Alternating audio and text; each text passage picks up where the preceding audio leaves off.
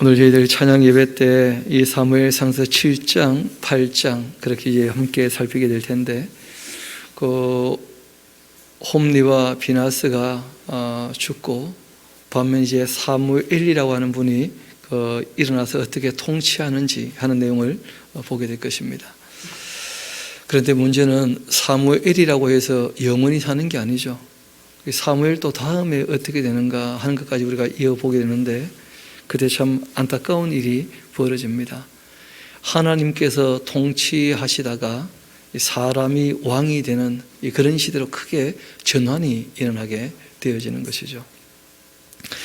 실상 이 사사시대는 하나님이 왕이 되시고 그 사사들이 그 하나님 대리자로 이제 그 치리하는 것이니까 재판하는 것이 일단 가장 중요했고, 그리고 레위인들은 말씀을 가르치면 되는 것이었고, 또 이스라엘 백성들이 제사장들을 통하여 하나님께 나올 수 있는 길들이 얼마든지 열려있는 그런 시대였는데, 하나님 말씀을 배우지 못하고 하나님께 나아가지 않고, 그리고 이제 우상 숭배하고, 그래서 사사시대 때 하나님께서 그들을 팔아서, 그래서 그들이 괴로움 당할 때 하나님께 도움을 요청해 돌아오게 하셨는데, 평안한 시절을 줘도 그 하나님을 알아가는 그런 교회로 삼지 않아서 또 타락하고 또 타락하고 그런 일들이 계속 반복되었던 것을 기억하실 것입니다. 이제는 좀 분위기가 바뀌었다는 거예요. 그 홈리와 비나스가 죽고 법궤가 빼앗겼다가 돌아와서 이 기럇 야림에 있게 되었을 때 20년 동안 그 특별한 이제 이 지도자가 보이지 않으니까 여기 사모했다 하는 말씀이 있는데, 실제로는 이스라엘 백성들이 애통했다 하는 그런 뜻입니다. 슬퍼하고, 그러니까 자기들을 충분히 돌아올 수 있는 기회를 얻었기 때문에 하나님을 바라보게 된다, 그런 의미가 되는 것인데, 문제는 하나님을 사모하지만 그 배운 게 없으니까 어떻게 해야 될지를 전혀 모르고 있는 거예요. 하나님께 돌아가려면 어떻게 해야 되는가? 사람들 보면 그럴 때 있지 않습니까? 나 어찌 할 바를 모르겠어요. 하나님 누가 이렇게 하면 좋겠습니다 해주면 참 좋은데, 이게 아니거든 확실한데, 이렇게 살아서는 안 되는 게 너무나 확실한데, 그런데 어떻게 살아야 되는가? 그것 때문에 이제 갈등하고 그 괴로워하시는 분들이 알게 모르게 또 있는 것이죠. 그분들한테 이것이 참된 도입니다, 이 길을 따라가야 합니다 라고 하면 참 달게 되지 않겠습니까? 그 의외로 사람들이 갈 바를 알지 못하고 헤매고 있다는 거예요. 20년 동안이나 이스라엘 백성들은 참 목이 마르고 애가 탄 것이죠. 어떻게 해야 될지를 모르니까. 그래서 이제 이 우리말로 번역을 할 때는 사모한다 하고 이제 번역을 했는데, 원래 나하 하는 말이 그 슬퍼한다, 괴로워한다, 그런 뜻입니다. 뭘 어떻게 해야 될지를 모르겠다는 거예요. 그때 이제 사무엘이 등장하게 된 것이죠. 이스라엘 온 족속에게 말을 합니다. 이르되 만일 너희가 전심으로 여호와께 돌아오려거든, 정말 하나님께 돌아오고 싶은 마음이 있다고 한다면 뭘 해야 되느냐? 이방 신들과 아세다롯을 너희 중에서 제거해야 한다. 그러니까 이 사람들이 이걸 아니다 하는 것은 확실히 알고 있으면서 여전히 뭘 섬기고 있습니까? 그 우상을 두고 있는 거예요. 아니라고 하면서도 그것 말고는 할 줄 아는 게 아무것도 없으니까 여전히 그걸 가지고 있는 것이죠. 그래서 일단 이방 신들과 아세다롯을 너희 중에서 제거하여 버려라. 그리고 너희 마음을 여호와께로 향해야 한다. 이 삶의 방향을 완전히 돌이키라는 것이죠. 이거는 뭐 성경 전체로는 아주 중요한 진리입니다. 세례 요한도 예수님도 이 땅에 오셔서 제일 먼저 공적인 사역에서 하신 말씀이 딴 게 아니죠. 회개하라. 삶의 방향을 하나님께로 돌이켜라 하신 것이죠. 메타노이아. 너희들이 그 마음을 여호와께로 향하여 그만을 섬겨야 한다. 사람은 하나님을 섬기고, 하나님은 사람을 사랑하시고, 그리고 사람은 서로 사랑하고 그 주신 물질을 잘 활용하고 이렇게 하면 되는 것이죠. 그런데 의외로 사람이 물질의 노예가 된다 이런 말 하지 않습니까? 물질을 숨기는 것이죠. 또 자꾸 사람이 사람 위에 군림하려고 하니 그게 또 문제가 되기도 하는 것이죠. 이 사무엘이 명확히 말씀하십니다. 너희 마음을 여호와께로 향하고 이 그만을 섬겨야 한다. 그렇게 하면 너희를 블레셋 사람의 손에서 건져내실 것이다. 너희가 지금 블레셋에게 어려움 당하고 있었는데 그 어려움에다 다 건져내시겠다. 그런 말씀을 하신 겁니다. 그럼 신약에서도 당연히 우리가 버리고 떠나고 해야 될 것들이 있죠. 특별히 다르게 말씀하신 게 아닙니다. 우리 교회를 향하여 하신 말씀도 한번 봅시다. 에베소서 4장 같이 한가 봐요. 에베소서 4장.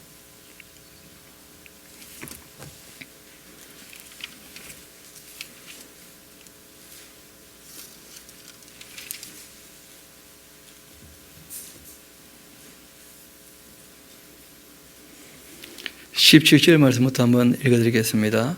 그러므로 내가 이것을 말하며 주 안에서 증언하노니 이제부터 너희는 이방인이 그 마음에 허망한 것으로 행한같이 그렇게 행하지 말아라.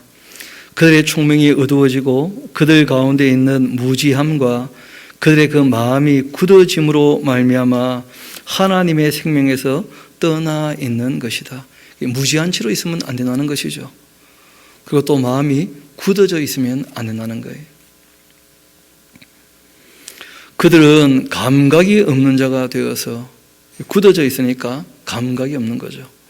자신을 방탕에 방임하여 모든 더러운 것을 욕심으로 행하되 오직 너희는 그리스도를 그같이 배우지 아니하였느니라. 진리가 예수 안에 있는 것 같이 너희가 참으로 그에게서 들었고 또한 그 안에서 가르침을 받았을진데 너희는 유혹의 욕심을 따라 썩어져가는 구습을 따르는 옛사람을 벗어버려라. 이 무지함과 굳어짐 그리고 욕심으로 방탕하게 행하는 모든 삶 그런 것을 다 벗어버리라는 거예요. 오직 너희의 심령이 새롭게 되어 심령이 새롭게 된다는 것이 하나님을 향하여 하는 것과 같은 의미죠. 하나님을 따라서 의와 진리의 거룩함으로 지으심을 받은 새 사람을 입어야 한다 하고 말씀하십니다. 그러니까 하나님께로 돌아온다 하는 것은 구약이나 신약이나 그리 다르지 않은 것이죠. 가치 없는 것을 가치 있게 여기는 그런 자세에서 돌이켜야 된다는 거예요. 돌아오려면 방법은 딴 데 있는 것이 아닙니다. 우리 한 곳만 더 봅시다. 호세아서 14장 같이 가봅시다. 정말 하나님께 돌아오려거든 어떻게 해야 될 것인가. 호세아서 14장 우리 같이 보면 좋겠습니다.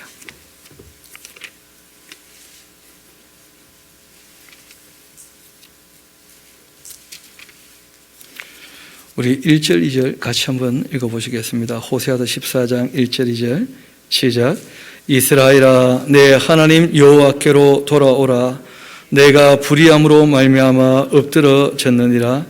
너는 말씀을 가지고 여호와께로 돌아와서 아뢰기를 모든 불의를 제거하시고 선한 발을 받으소서.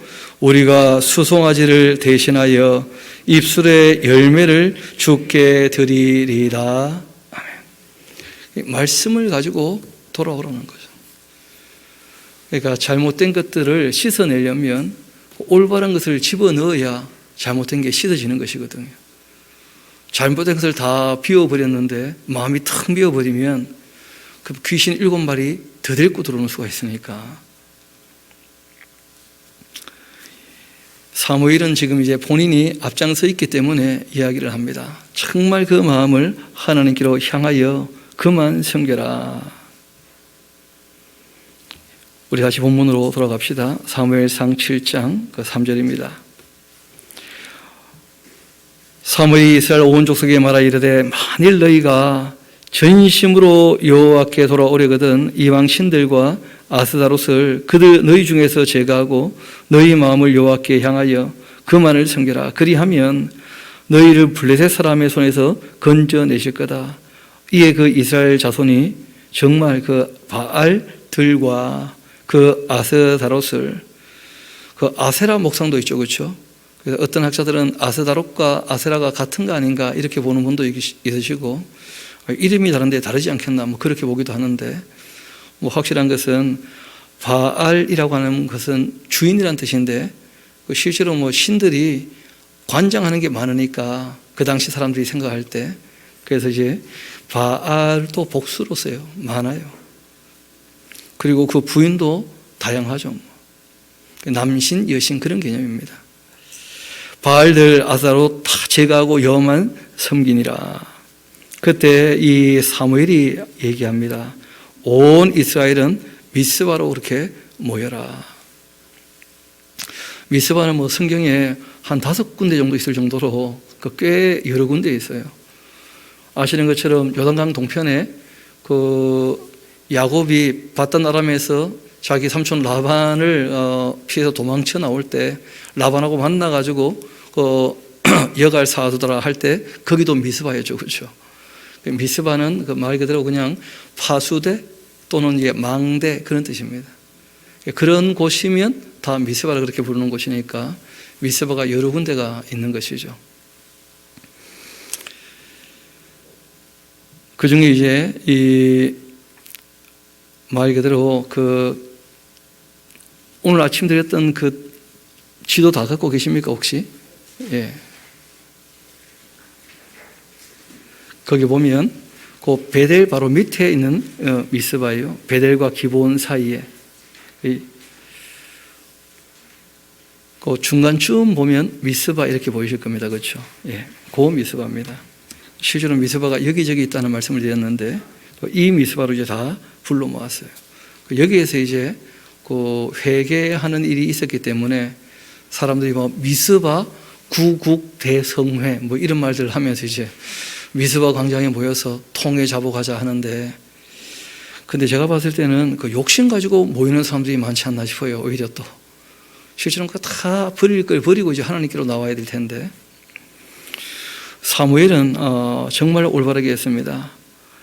사무엘이 이르되 온 이스라엘은 미스바로 모여라. 내가 너희를 위하여 여호와께 기도하겠다. 그들이 미스바에 모여 물을 길어서 여호와 앞에 부었다는 거예요. 왜 하나님 앞에 물을 길어와서 물을 부었을까? 이런 것은 뭐 우리가 그런 표현하죠. 마음을 쏟아 놓는다. 그런 것의 어떤 이 상징이었던 것 같아요, 보니까. 그렇게 물을 길어서 여호와 앞에 쏟아붓고서 그날 종일 금식을 해요, 금식을. 그리고는 거기에 이르되 우리가 여호와께 범죄하였나이다. 그렇게 하면서 정말 진지하게 회개를 했습니다. 그때 사무엘이 미스바에서 이스라엘 자손을 다스리게 되었는데, 이때 다스린다 하는 말은 그 통치한다는 개념하고는 좀 다릅니다. 이 샤파트라고 하는 말은 심판하는 심판, 그 재판관으로서 역할을 했다 그런 뜻입니다. 여호사밧 하는 것이 하나님은 재판관이 되신다 그런 것이고, 이 샤파트라는 말에서 쇼페팀 사사란 말이 나왔죠, 그렇죠? 재판관들. 그래서 실제로는 하나님이 통치하시고, 그리고 이제 그 대리자로 지금 그 사무엘이 서 있으면서 재판하는 일을 감당하고 있는 것이고, 또 그들에게 분별력을 가지고 할 바를 알려주는 그런 역할을 이제 하고 있는 것이죠. 군림한다, 전혀 그런 개념이 아니라는 거예요. 그렇게 이스라엘을 다스리게 되었고, 이스라엘 자손이 미스바에 모였다 함을 블레셋 사람들이 다 듣고 그들의 그 방백들이 이스라엘을 치러 올라왔고, 이스라엘 자손이 듣고는 블레셋 사람들을 여전히 두려워하고 있어요. 하나님 앞에 마음을 다 쏟아내고 정말 통회 잡아오고 돌아왔지만, 그러나 블레셋이 겁나는 것은 여전히 겁나는 거죠. 이스라엘 백성들 입장에서는. 그렇게 이제 두려워하면서, 두려우니까 이스라엘 자손이 사무엘에게 한마디 합니다. 당신은 우리를 위하여 우리의 하나님 여호와께 좀 쉬지 말고 부르짖어서 우리를 블레셋 사람들의 손에서 구원하시게 하소서 하면서, 그 사무엘이 부르짖는다고 구원이 되는 겁니까? 사무엘이 얘기했잖아요. 너희가 우상을 다 버리고 어떻게 하라고요? 마음을 하나님께로 향하고 하나님께로 돌아오라고. 그리고 죄를 전부 다 자복하고 버리고 정말 주님 뜻을 따라 살자고 이미 다 자세는 갖추어져 있어요. 그런데 뭐 두려우니까 또 이상한 말을 꺼내게 되는 것이죠. 그때 이 사무엘이 그 젖먹는 어린 양 하나를 가져다가 온전한 번제를 여호와께 드렸다는 거예요. 성경에 거의 처음 나오는 표현입니다. 온전한 번제, 이런 표현들을.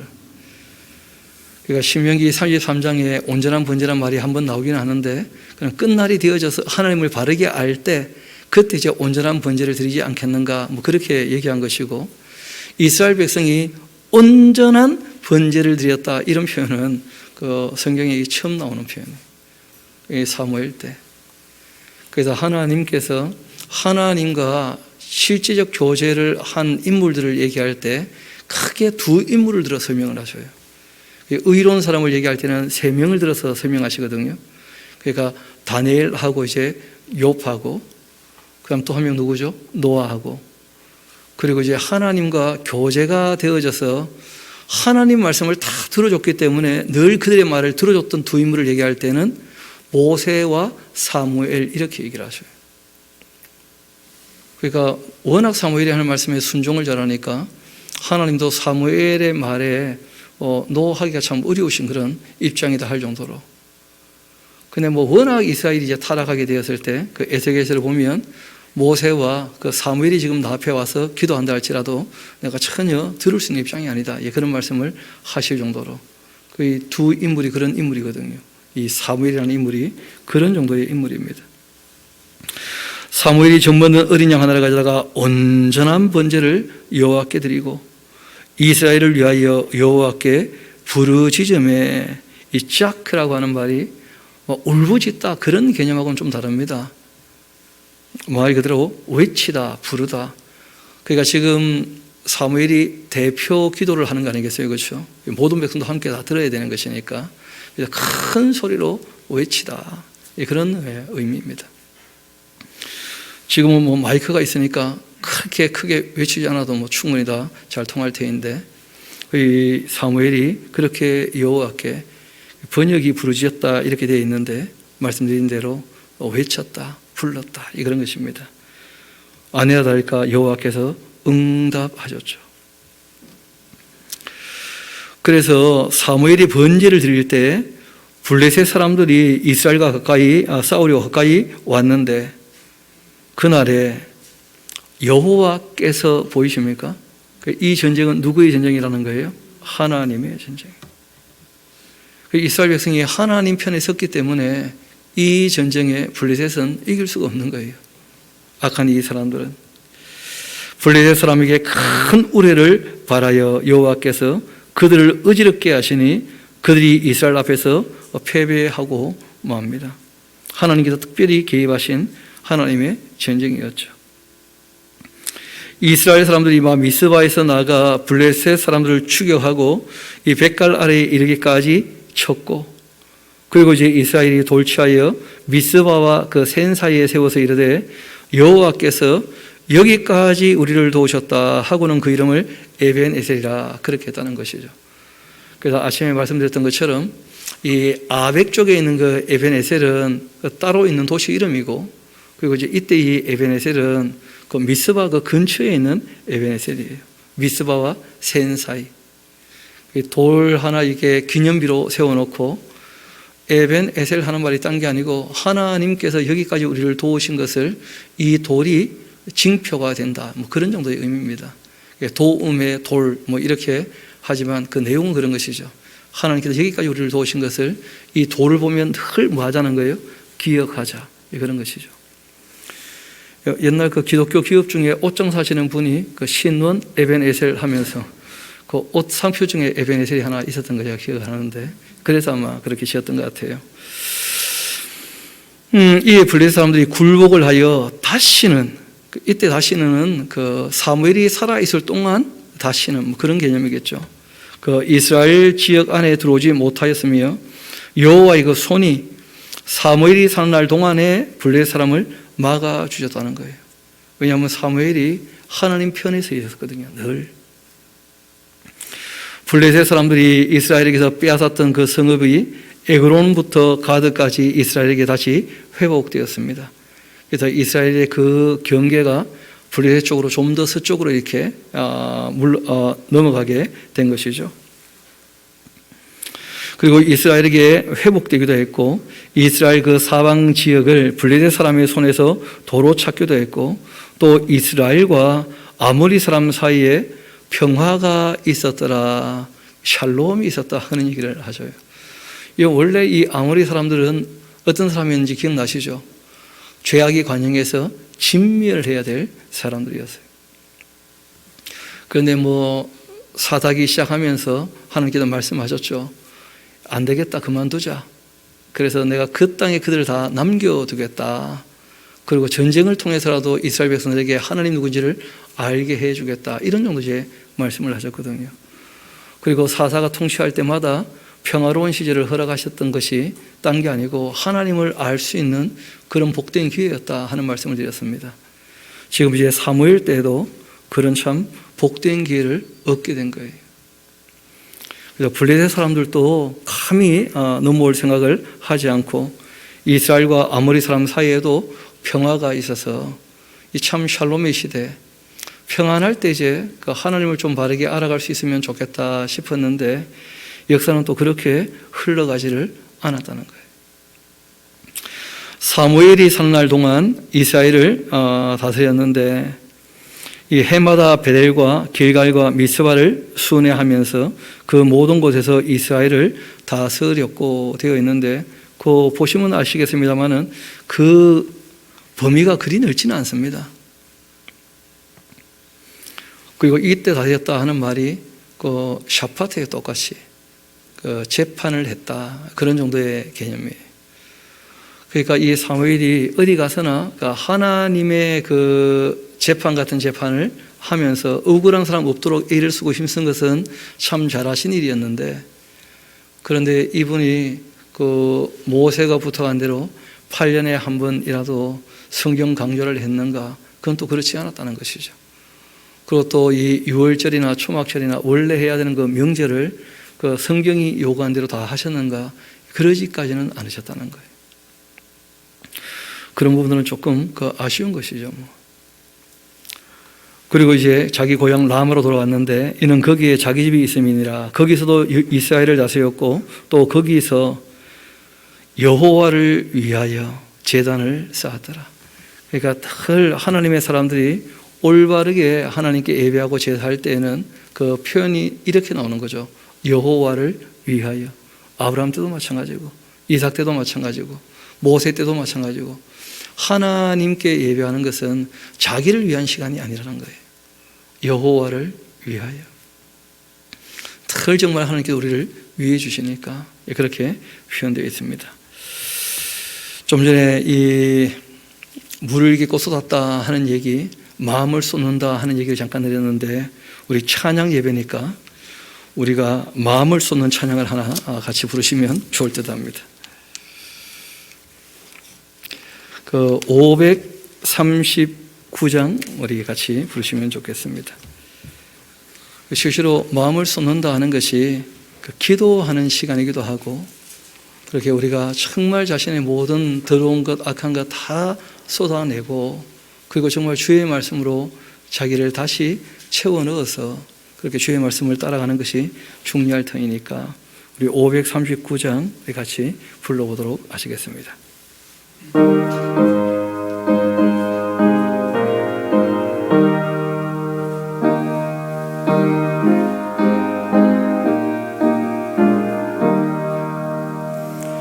너 예수께 조용히 나가 내 모든 짐 내려놓고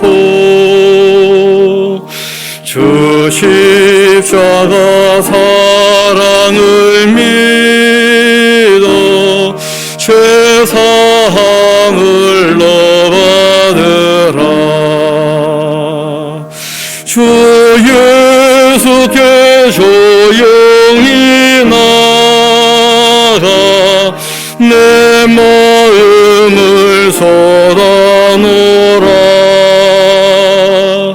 내 보시는 주님 큰 은혜를 베푸시리. 주 예수의 은혜를 입어 내 슬픔이 없어지리. 내 이웃을 늘 사랑하여 너 받은 것 거저주라. 주 예수께 조용히 나가 내 마음을 쏟아놓으라. 너를 미리 보시는 주님 큰 은혜를 베푸시리. 주 예수를 친구로 삼아 늘 내 옆에 모시어라. 그 영원한 생명샘 물에 내 마른 목 죽이어라. 주 예수께 조용히 나가 내 마음을 쏟아놓으라.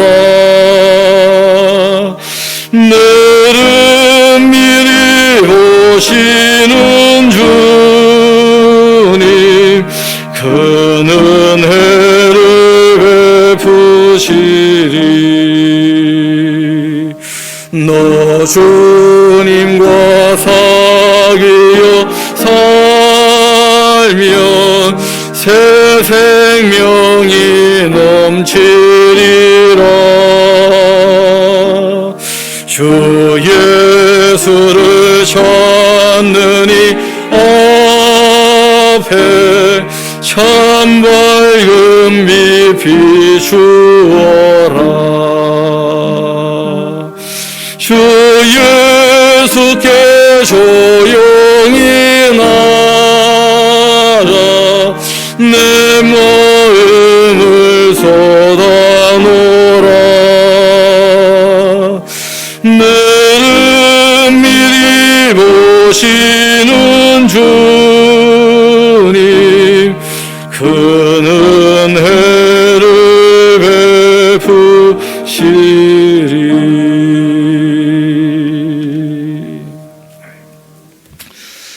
정말 이스라엘 백성들이 하나님께 마음을 다 쏟아내고 그리고 사무엘의 가르침을 다 받아들여서 주님 편에 섰을 때 모든 전쟁에 승리하면서 참 평안을 이제 누리게 되었는데, 문제는 이 평안을 누리는 동안 정말 하나님을 더 바르게 알고 더 힘써야 될 텐데 그러지는 못했던 모양입니다. 8장 1절 봅시다. 사무엘이 늙음에 노래 하나 불렀는데 세월이 이렇게 흐른 줄 몰랐죠. 너무 흘렀어요, 세월이.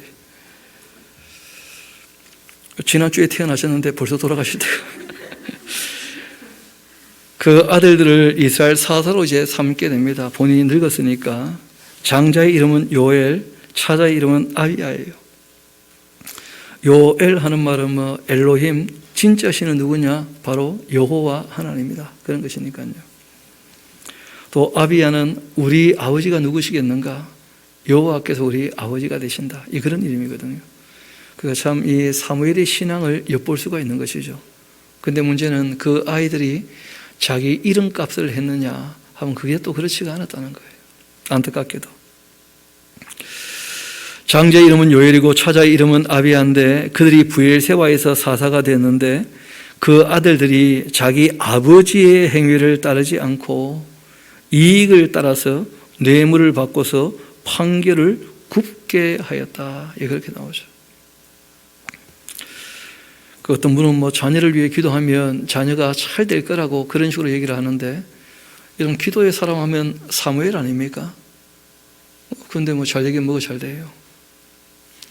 여러분 또 기도의 사람 하면 그 다윗 같은 인물이 있습니다. 그 시편이 다 다윗의 기도문 같은 것이거든요. 근데 다윗의 아들들 보면 전부 개처분 아닙니까? 이 성경은 뭐라고 가르치고 있느냐 하면 우리 한번 잠언 22장 6절 같이 한번 가봅시다. 잠언 22장 6절.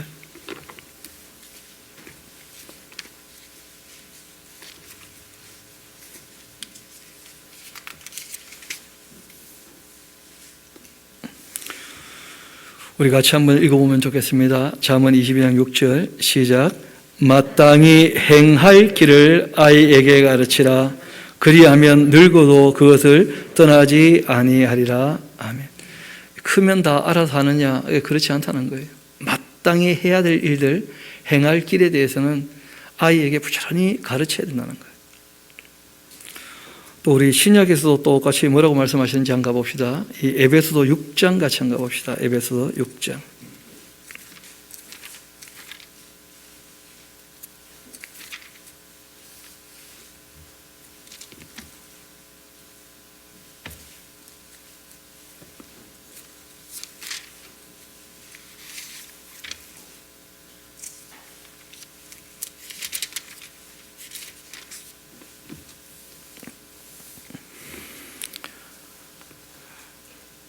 제가 1절부터 한번 읽어드리겠습니다. 자녀들아 주 안에서 너희 부모에게 순종하라. 이것이 옳다. 너의 아버지와 어머니를 공경하라. 이것이 약속 있는 첫 계명이다. 이로써 너가 잘되고 땅에서 장수하리라. 4절은 같이 한번 읽어봅시다. 시작. 또 아비들아 너희 자녀를 노엽게 하지 말고 오직 주의 교훈과 훈계로 양육하라. 부지런히 교육하도록 그렇게 이제 부탁을 하고 계시는 것이죠.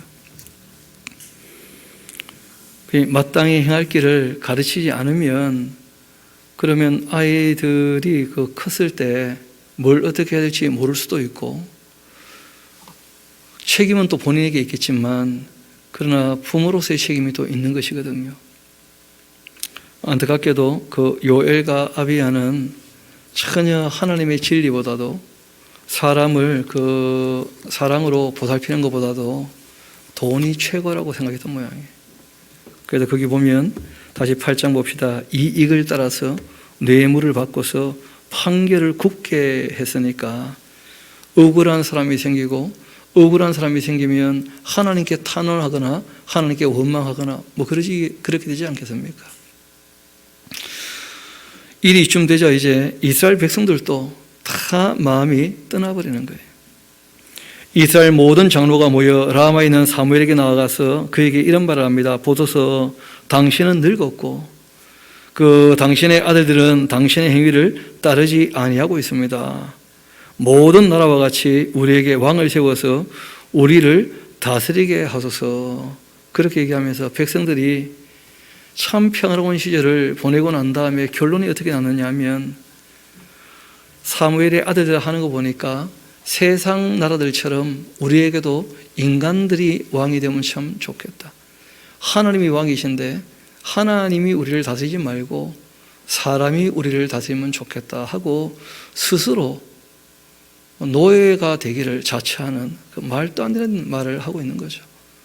하나님이 정말 원하시는 것은 조물 주시니까 창조 주시니까 하나님만 주인 되시고 하나님이 왕이시고 비전 부리는 사람은 사람 위에 사람 없도록 사람 밑에 사람 없도록 모든 사람은 똑같아야 되거든요. 제가 이 말씀 이렇게 전하는 중에 독재에 대해서 참 안 좋게 평가하는 이유는 뭐냐면 사람 위에 군림한다는 거예요. 독재자가. 그래서 그 독재 자체가 악하다는 거예요. 하나님이 원하시는 것이 아니라는 것이죠. 우리나라가 왕정시대 때는 뭐 제도 자체가 왕정시대니까 그러니까 왕이 뭐 통치하는 거야 어쩔 수 없는 것인데 근데 왕정시대를 봐도 왕 하나 살리려고 무수한 사람이 죽어나가도 누구만 살아남으면 되는 거예요? 왕만. 세상이 그렇게 되면 어떡합니까? 그런데 그 다음에 민주주의를 자처하면서 왕노릇 하려고 군림을 하니까 그 어떻게 보면 더 악한 것 아니겠어요? 하나님은 사람 위에 사람이 있기를 원하지 않습니다. 그래서 우리가 이 땅에 살아갈 때에도 교만한 자세를 취하지 않도록 오히려 나보다 남을 좀 더 낮게 여기면서 그렇게 더불어 살아가는 그런 자세가 꼭 필요합니다. 그런데 이스라엘 백성들이 참 어리석게 왕을 세워달라 그렇게 부탁하는 거예요. 다시 한번 봅시다. 5절입니다. 그에게 이르되 보소서 당신은 늙었고 당신의 아들들은 당신의 행위를 따르지 않고 있습니다. 모든 나라와 같이 우리에게 왕을 세워서 우리를 다스리게 하소서. 그렇게 한지라. 우리에게 왕을 주어 우리를 다스리게 하라. 그렇게 했을 때에 사무엘이요 그것을 기뻐하지 아니합니다. 그럼 사무엘도 참 서서한 거죠. 나는 한다고 애를 썼는데 여태까지 자신이 했던 모든 일들을 완전히 그냥 무시해버리는 것처럼 보이지 않겠습니까?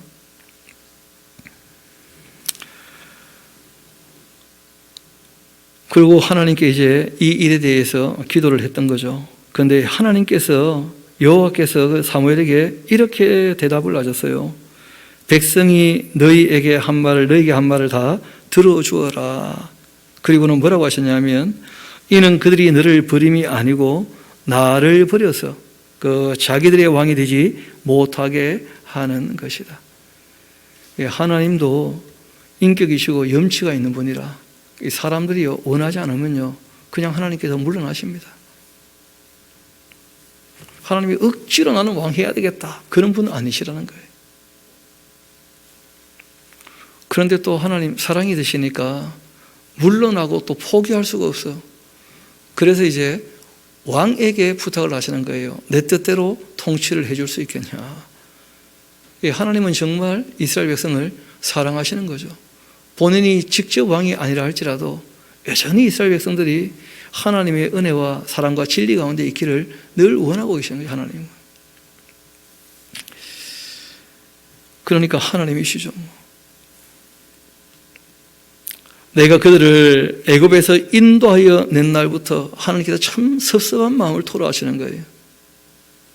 애굽에서 인도하여 낸 날부터 오늘까지 그 400년 넘도록 그들이 그 모든 행사로 나를 늘 버려왔었고 다른 신들을 섬긴같이 지금 사무엘 너에게도 그렇게 하는 거니까 너무 섭섭하게 생각하지 마라. 너는 뭐 이번에 한번 그 배신당한 것처럼 마음 아픈 모양인데 나는 400년 넘게 계속 버림받아 왔다. 그래도 내가 그들을 버리지 않았어. 그리고 앞으로도 버리지 않을 거야. 하나님 그런 분이시니까 이 사무엘이 그런 하나님 말씀 앞에 더 이상 할 말이 별로 없는 것이죠. 그러므로 그들의 말을 듣기나 하되 너는 그들에게 아주 엄하게 경고를 해라. 그들을 다스릴 왕의 제도를 가르쳐야 할 것이다. 그 뒤에 나오는 이제 그 왕의 제도는 딴 게 아니고 왕이 일어나게 되면 너희는 다 왕 아래에 있는 뭐가 되는 겁니까? 노예가 되는 것이니까. 왜 굳이 사람 아래에 서려고 하냐? 하나님이 왕이신데. 그런데 사람들 수준이 안 되니까 남 시키는 대로 하면 자기는 편하겠다는 거예요. 스스로 인격적으로 바르게 서지 못하니까 그게 문제가 되거든요. 젊을 때는 좀 그럴 수가 있죠. 12, 3세까지야 그 아직 성인식 하기 전이고 하니까 그때는 이제 당연히 양육받아야 되고 배워야 되고 잘해야 되지만 20살 넘었으면 그러면 성인인데 성인 노릇을 해야 될 거 아니에요. 어른인데.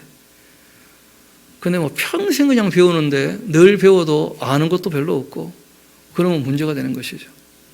그래서 우리가 정말 하나님 말씀을 대할 때에는 우리가 배우는 것도 배우는 것이지만 실제로 그 말씀대로 이제 사는 것, 그것이 본인들의 역할이거든요.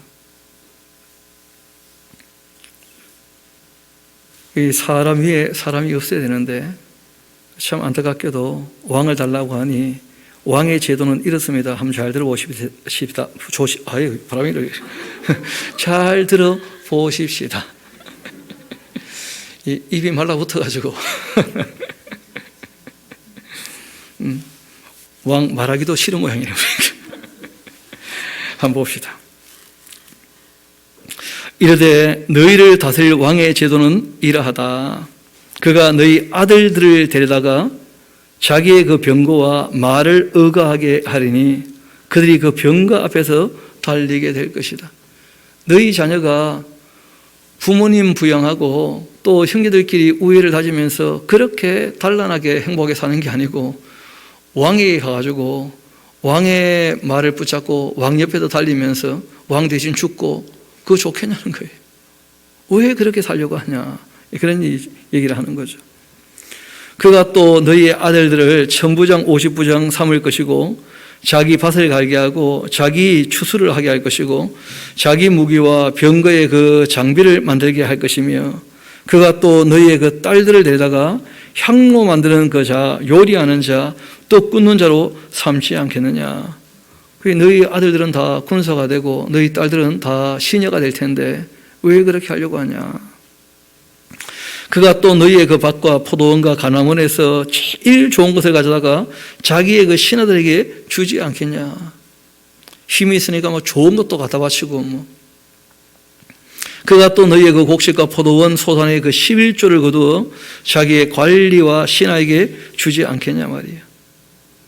그가 또 너희의 그 노비와 가장 아름다운 소년과 나귀를 끌어다가 자기 일을 시킬 것이며 너희 양떼의 또 10분의 1을 거두어 가리니 너희가 그의 종이 되고 말 것이다. 여러분, 지금 이스라엘 백성들이 이미 그 레위 지파를 위하여 11조 하고 있잖아요. 그런데 사람이 또 왕이 되면 레위 지파는 레위 지파대로 땅이 없으니까 11조를 해야 되는 것이고, 그리고 이제 왕과 또 왕을 위하여 섬기는 사람들을 위해서 또 뭐 해야 됩니까? 11조 또 더 내야 돼. 왜 그렇게 하려고 하냐 하는데도 그렇게 하겠다는 거예요, 그냥. 그래서 이제 문제가 어떻게 되느냐 하면 왕은 눈에 보이고 하나님은 눈에 보입니까? 안 보입니까? 안 보이고. 그러니까 왕에게는 세금을 잘 바쳐도 그 11조는 또 잘 안 하게 되고 뭐. 그러니까 점점 더 악순환이 되고 많은 그런 일들이 이제 있게 되는 것이겠죠. 17절 다시 봅시다. 너희의 그 양떼의 10분의 1을 거두어 그 밭에 나는 것, 또 너희가 이 목축하는 모든 것, 그 10분의 1을 거두어 갈 거다. 너희가 그 종이 되고 말 것이다. 그리고 그날이 되면 너희는 너희가 택한 왕으로 말미암아 오히려 괴로워서 부르짖게 될 거라는 거예요. 왕 때문에 못 살겠다면서. 실제로 왕 때문에 못 살겠다고 그렇게 해가지고 북왕국은 무려 왕조가 9번이나 바뀌어요. 9번이나. 그러니까 930년부터 시작해서 721년까지 210년 역사에 왕조가 9번 바뀐다니까요. 왕들 때문에 못 살겠다고. 근데 왕 자꾸 바꿔보니까 더 못된 게 일어나요. 더 못된 게. 누가 그런 얘기 하더라고요. 오줌 싸는 거 쫓아냈더니 똥 싸는 게 들어왔다고. 뭐. 그러니까 뭐 왕조 바꿔봤자 뭐 더 악한 게 들어오니까 결국은 안 되고 마는 게 결국은 다. 하나님께서 미리 말씀하셨어요. 그렇게 될 거라고. 그날 너희는 너희가 택한 왕으로 말미암아서 부르짖되 그날 여호와께서 너희에게 응답하지 아니하실 거다. 결국 이제 왕들이 통치하던 시대가 끝나면서 북왕국도 무너진 것이고 남왕국도 바벨론에 무너지게 되는 것이고, 문제는 백성이 그렇게 얘기하는 사무엘의 말 듣기를 거절했다는 거예요. 뭐 고집을 가지고 들이밀면 그 하나님도 사무엘도 방법이 없는 거죠.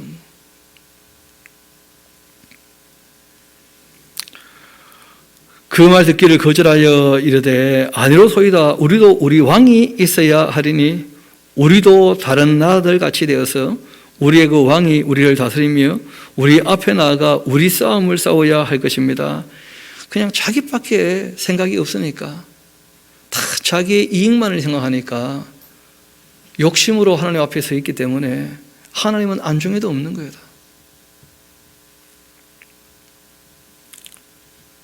우리도 우리의 싸움을 싸워야 할 겁니다. 우리 앞에 나가서 하면서. 다 자기밖에 없으니까 이 말이 안 통하는 거예요. 서로를 생각해 주면 말이 좀 통할 텐데 자기밖에 생각을 안 하니까 뭐 대화가 안 되는 거죠. 대화가. 우리 가능하면 이렇게 합시다. 뭘 해줄까? 이렇게 물어봅시다. 뭐 해줄래? 이러지 맙시다. 그거 참 말이 더 안 통하는 거죠. 그렇게 되면 내가 뭘 해줄까? 그러면 서로 간에 서로 해주면 참 좋을 텐데, 이거 하시오 저거 하시오 하면 그때부터 명령이 되고, 명령을 따르게 되면 해봤자 시켜서 한 거고 안 하면 거역이 되고 말고 뭐 그런 것이니까요.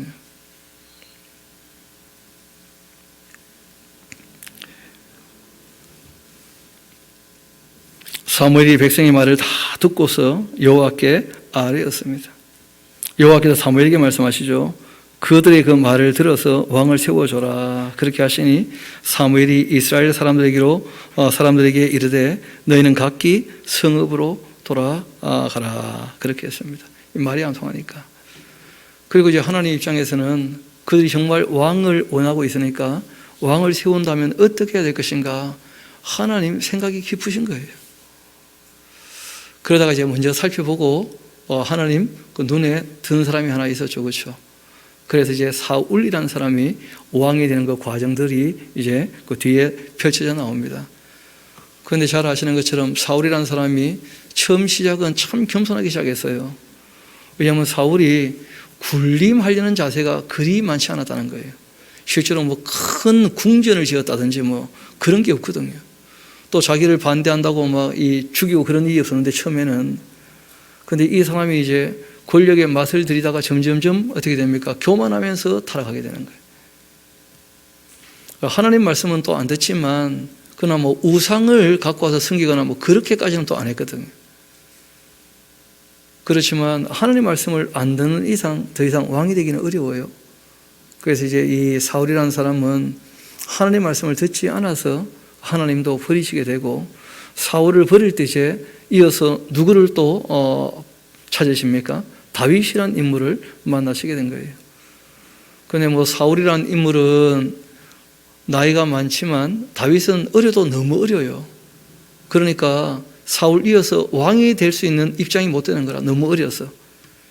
이게 뭐 같은 혈통이라면 그럼 뭐 7살, 8살짜리가 왕이 돼도 괜찮은데 왕조가 바뀌어야 되니까 그럴 때는 너무 어리면 또 안 되는 것이니까요. 그래서 이제 이 다윗이라는 인물이 그 준비될 때까지 10년 동안 혹독하게 훈련을 받게 되는 것이고, 그때까지 이제 이 사울이 통치하다가 다윗이 다 준비가 되자 이 사울이 죽으면서 이 사무엘 상서는 끝나게 되고, 그 다음 이어지는 얘기를 잘 아시는 것처럼 다윗도 참 젊을 때는 잘했어요. 그렇죠? 그런데 뭐 나이 들면서 점점 이상하게 하는 일들이 있게 되는 것이죠. 그 집안이 또 풍비박산 날 만큼 역사가 한마디 아주 중요한 지적을 합니다. 그 후에 어떤 일이 일어나는지를 좀 봐라. 무슨 일 다음에 어떤 일이 벌어지는지. 그래서 우리가 성경을 볼 때 그냥 자기 입장에서 너무 낙관적으로 긍정적으로 이렇게 보니까 성경이 바르게 잘 안 보이는 것이고, 성경이 무엇을 얘기하고자 하는지 그 사실 그대로를 먼저 봐야 돼요. 그래야지 그 의미를 바르게 알 수 있게 될 것입니다. 그래서 오늘 이 사무엘의 그 사역에 대해서 우리가 함께 쭉 보고 정리를 다 하게 되었는데, 참 오래 사역을 했지만 그러나 그 뒤끝이 참 씁쓸하게 끝나고 마는, 교육을 했던 그 흔적이 잘 보이지 않는 그런 이제 역사를 우리가 함께 상고해 보았습니다. 같이 기도합시다. 아버지 하나님, 주님께서 손에 꼽을 만한 그러한 특별한 인물이었던 사무엘이 주님 앞에 서서 주의를 감당하고, 하나님께서 정말 이스라엘 백성들이 마음을 다 쏟아내며 주님 앞에 돌아왔을 때 참된 평안을 허락하시며 그렇게 좋은 시절을 보내게 되는데, 문제는 그 세월을 아껴 경건의 훈련을 하지 않고 주님 말씀을 참고하지 않고 결국 그 마음이 다 비워버려서 하나님 앞에 마음 상한 것들로 오해가 많아져서 결국은 주님을 떠나 이방인들처럼 왕을 세워주기를 원하는 그러한 이스라엘 백성들의 모습을 보게 되었습니다. 혹시 저희들도 그 마음에 흠이나 티나 주름 잡힌 것이나 무슨 가증한 것이 있지는 않는지 다시 한번 돌아보게 됩니다. 주님 앞에 나올 때마다 정말 순수하게 우리의 모든 욕심들 다 쏟아버리고 주님의 뜻이 무엇인지, 주님께서 우리를 위하여 죽기까지 하셨는데 우리가 주님을 위하여 어떻게 기쁘시게 할지 늘 생각하며 주님 앞에 설 수 있도록 주님 저희들의 앞길을 인도해 주시기를 소망합니다. 모든 것을 주님께 의탁합니다. 또한 감사드립니다. 이 모든 말씀 저희를 사랑하시는 우리 구주 예수님 이름으로 기도합니다. 아멘.